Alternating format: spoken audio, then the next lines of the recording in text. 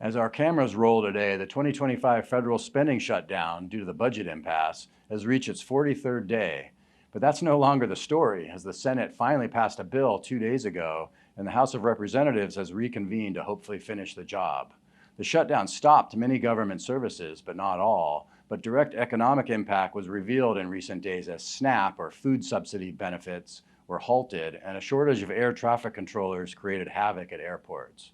Once the bill is signed, spending will resume, furloughed employees will return to work with back pay, and economic growth could get a little boost. It's not a perfect deal, especially because some spending is only secure until January 31st, 2026, opening the potential for another shutdown battle in just 2.5 months, but also representing an opportunity for another bipartisan agreement.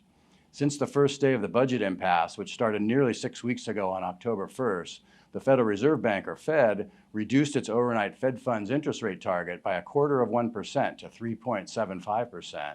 And economic data, while limited by the shutdown, suggested a weak labor market and weak consumer confidence, especially for low-income households.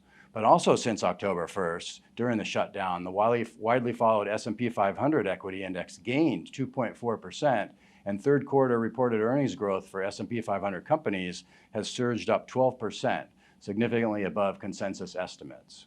It's no secret, but a big part of the 2025 story for equity markets is ongoing capital investment in AI, artificial intelligence, models, data centers, and infrastructure. And this has driven above market year-to-date gains for technology and tech-centric stocks. And while tech stocks moved higher during the shutdown since October 1st, the top performing sector has been healthcare, and a few others, utilities, energy, and consumer discretionary, delivered above market gains as well.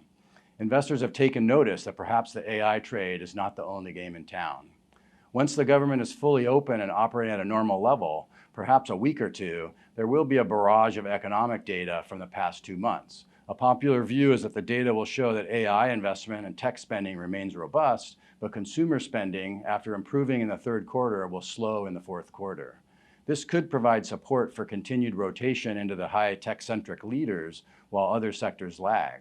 But however, as we mentioned, other sectors have delivered improved relative performance halfway through the fourth quarter, and more recently in November, many stocks tied to the AI build-out have traded lower on concern that data center capacity could exceed demand or at least jeopardize returns on some of these massive capital investments. So this debate is likely to play out over several months, and to us supports our view for a more balanced approach by investors.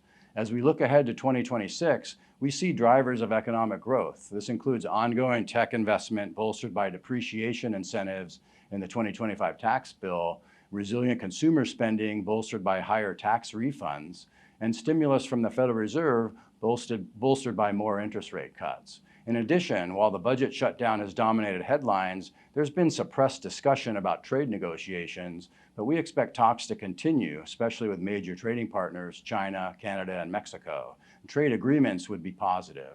So in summary, the budget agreement is a positive development for investors and can allow for broader participation in equity market gains. We believe it is prudent to manage exposure to heavily tech-centric positions and use market volatility to add exposure to sectors and high-quality companies that have lagged in 2025. For specific recommendations and strategies, please contact your D.A. Davidson financial professional.